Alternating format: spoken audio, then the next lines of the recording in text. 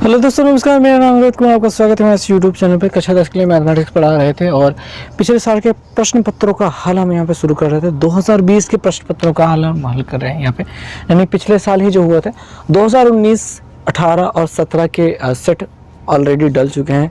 अब चैनल पे हैं, मतलब जाके आप देख सकते हैं। लिंक डिस्क्रिप्शन में है उस प्लेलिस्ट का, जहाँ पे आपको पूरे वीडियोस मिल जाएंगे, क्योंकि हर एक के लिए मतलब 2019, 18 और 17 सभी के लिए मतलब लंबे लंबे वीडियोस, मतलब कई वीडियोस बने हैं, क्योंकि कई क्वेश्चन पेपर्स थे। सभी को हल किया गया है, सभी को दिया गया है वहाँ पे, ठीक है। और अभी हमारे पास यहाँ पे हम 2020 वाले को हल कर रहे हैं, जो कि पिछले साल ही हुआ था।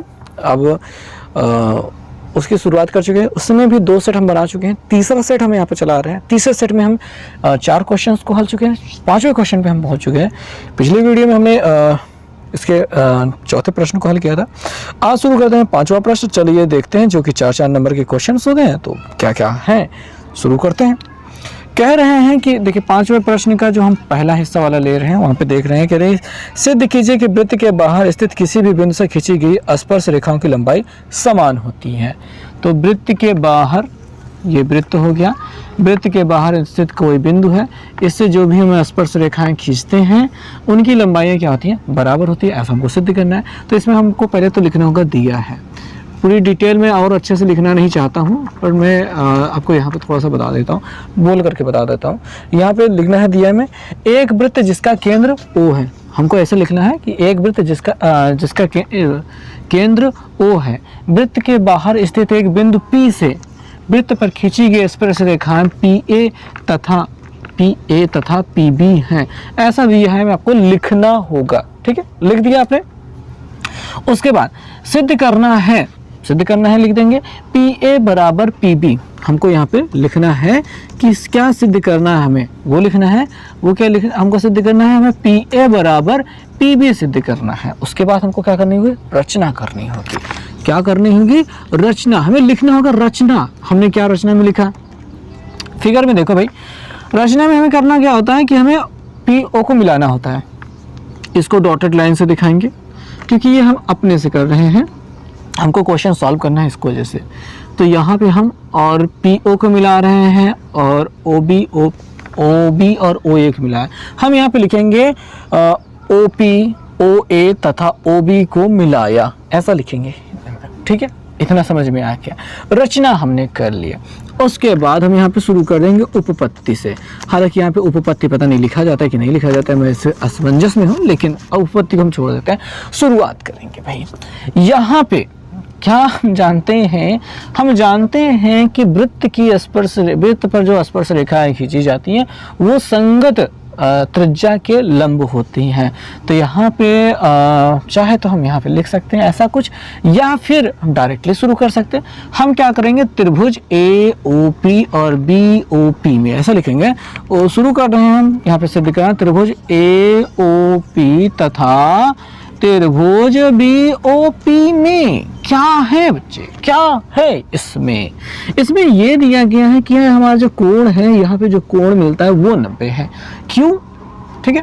कोण हम दोनों त्रिभुजों में लिख लेते हैं कोण P, क्या भी, कोण PAO बराबर कोण PBO। प्रत्येक समकोण, प्रत्येक 90 अंश, कॉमा लगा दो, प्रत्येक 90 अंश। क्योंकि भाई त्रिज्या स्पर्शी पर लंब होती है, क्योंकि त्रिज्या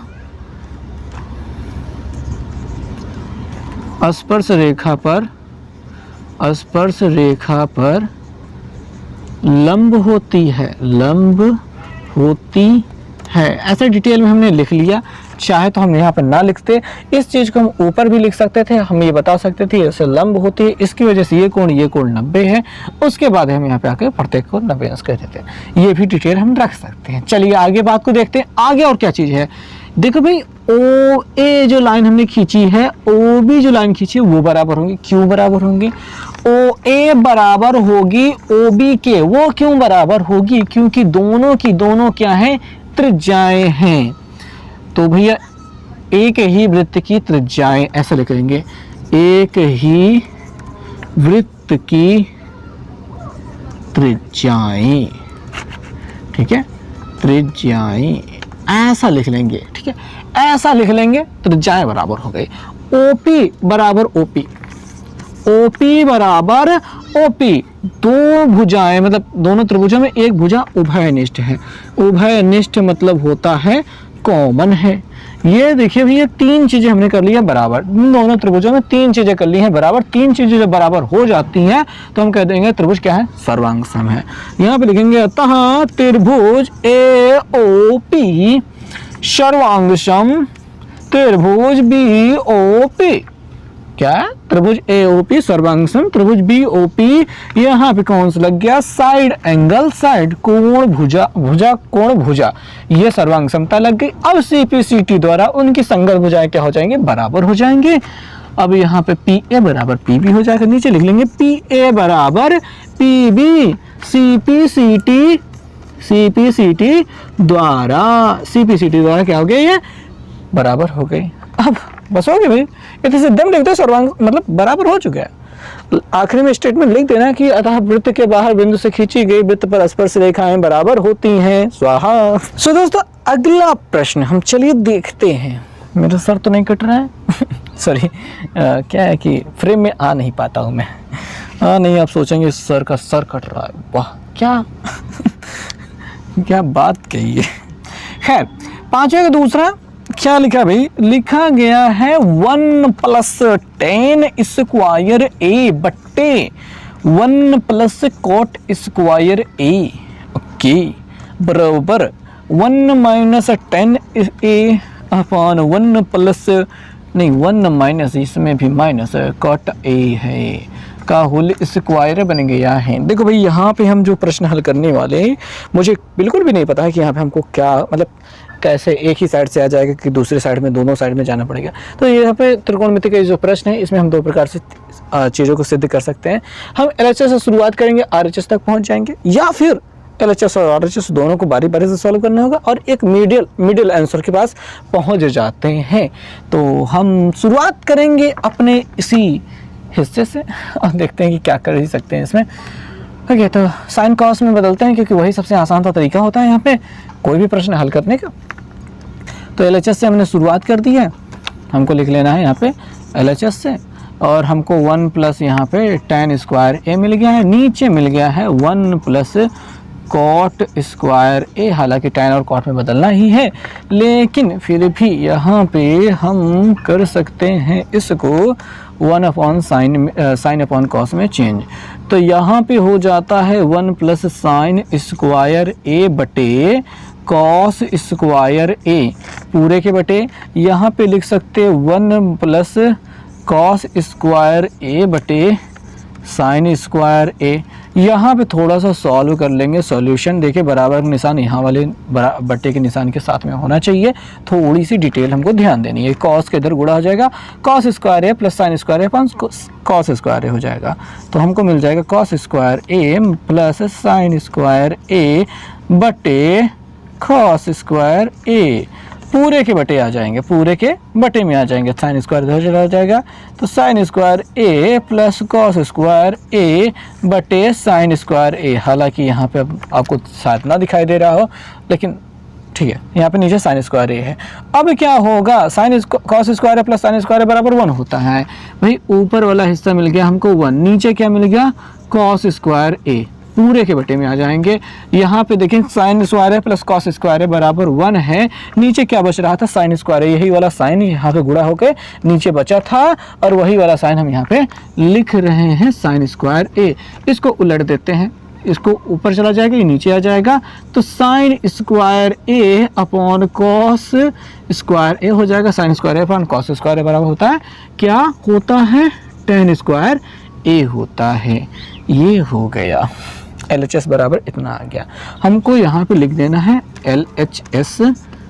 LHS बराबर ये हो गया इतना, इसको यहीं पे छोड़ देना है, कुछ नहीं करना। आगे ले चलते हैं। ये RHS से शुरुआत करेंगे। हालांकि RHS से लिखने के लिए हमें यहाँ पे जगह कम पड़ेगी, लेकिन हम एडजस्ट करने की कोशिश करेंगे और हम ये सोचेंगे कि इस जगह में कैसे कैसे आ जाए। हमको लिखना है यहाँ पे RHS से शुरुआत कर रहे हैं tan को बदलते हुए sin अपॉन cos में।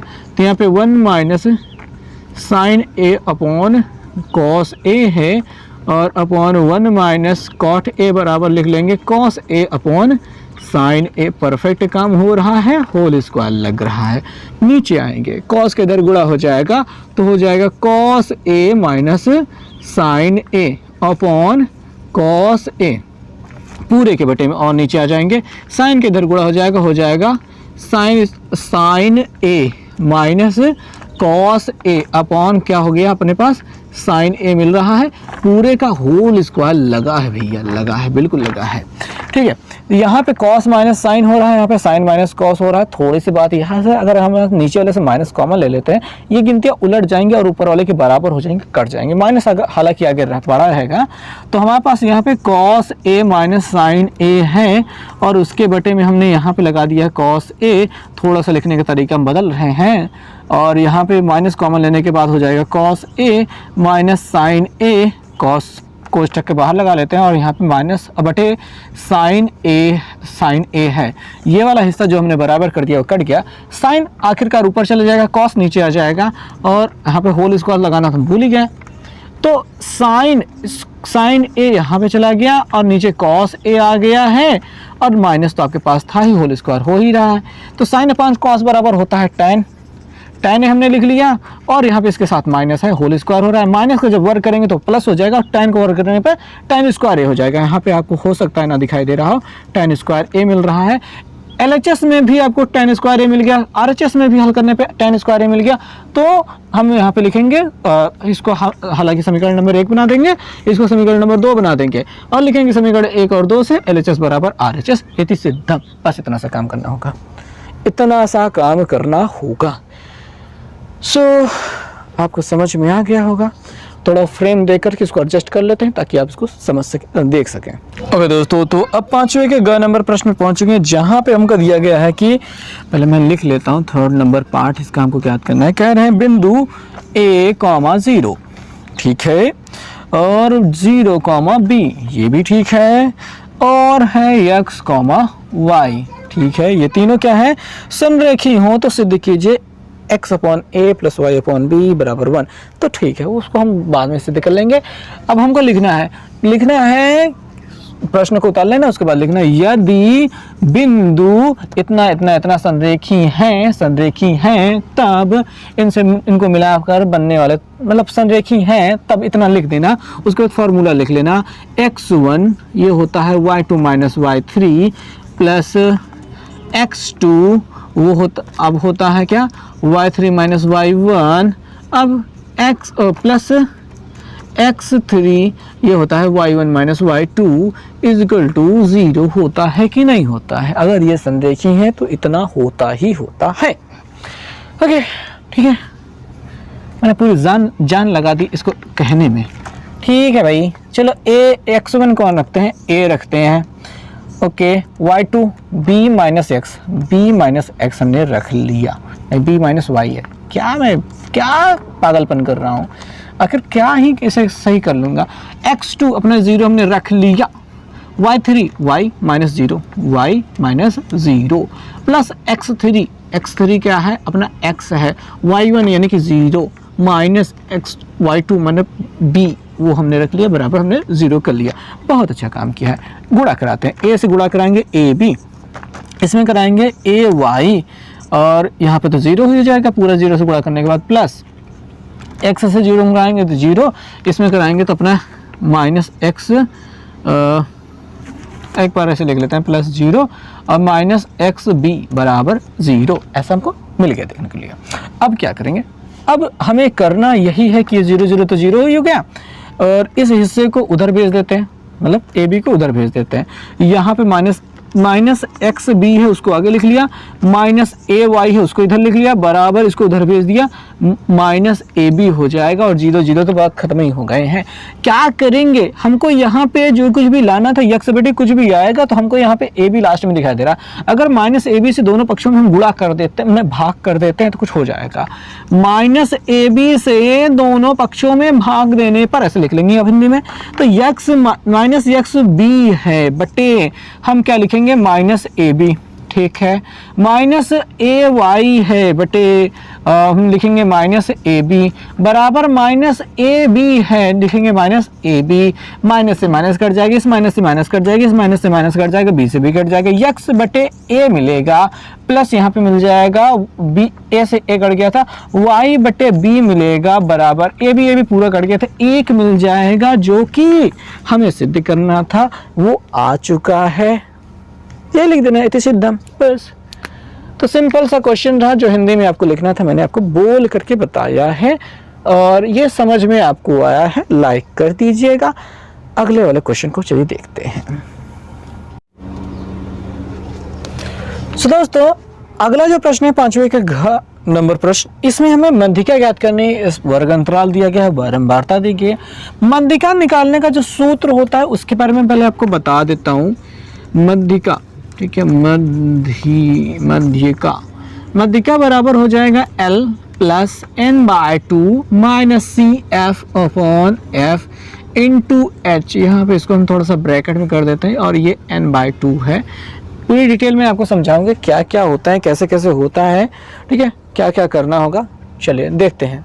तो सबसे पहले बात तो मैं आपको बता दूं कि L क्या है। तो यहाँ पे जो भी मध्यिका वर्ग होगा उसकी निम्न सीमा L कहलाएगी, लेकिन हम निकालेंगे कैसे। सबसे पहले बात तो हमको इन सब के लिए निकालनी होगी संचयी बारंबारता। ये हमको बारंबारता दी गई, हम निकालनी होगी संचयी बारंबारता।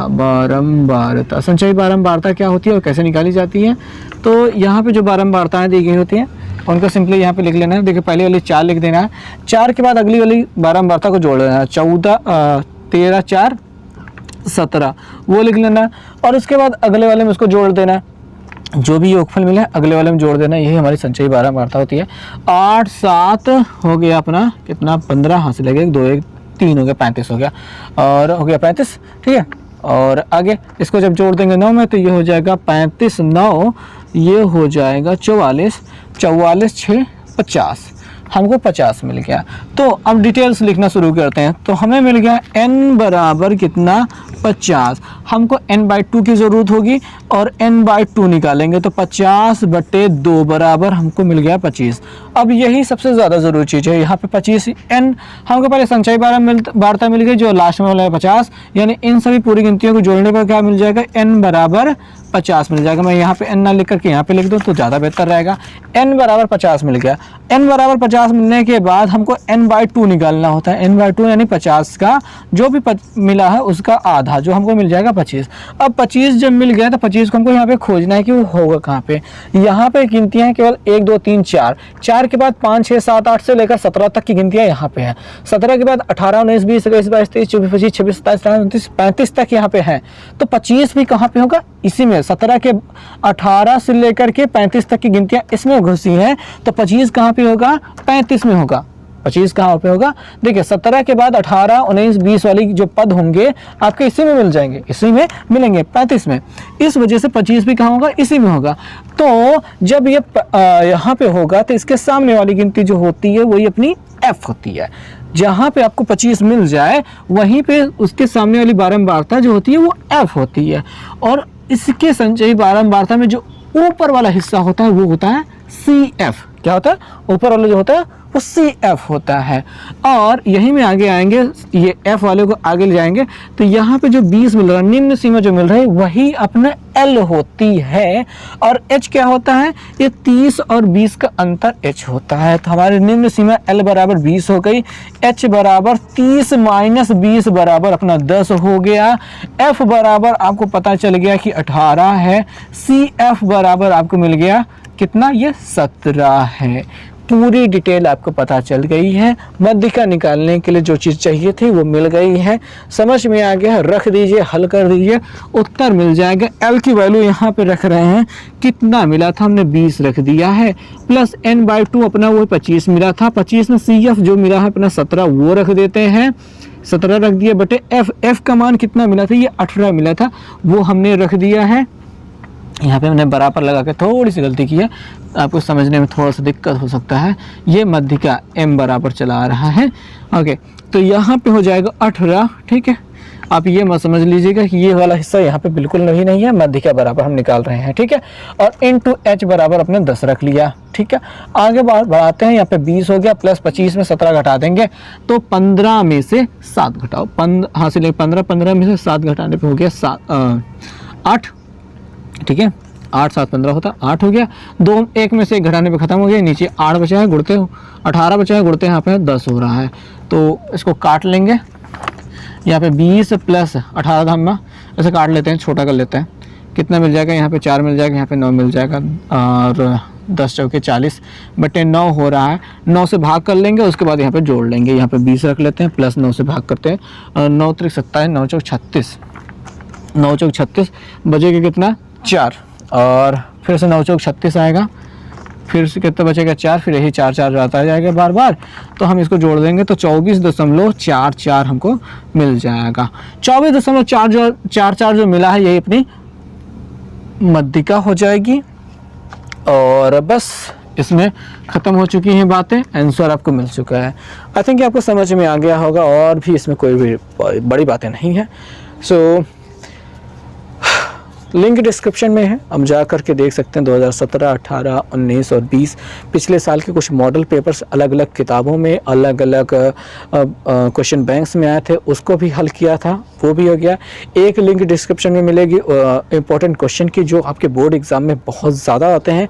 उन इम्पोर्टेंट क्वेश्चन को हमने लगभग 16-17 क्वेश्चन जो हर बार एग्जाम में आते ही आते हैं, वो वहाँ पे बना के रखा है।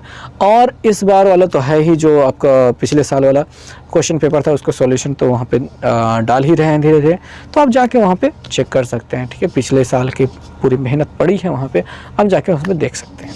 सो इस वीडियो में बस इतना ही, देखने के लिए बहुत बहुत धन्यवाद।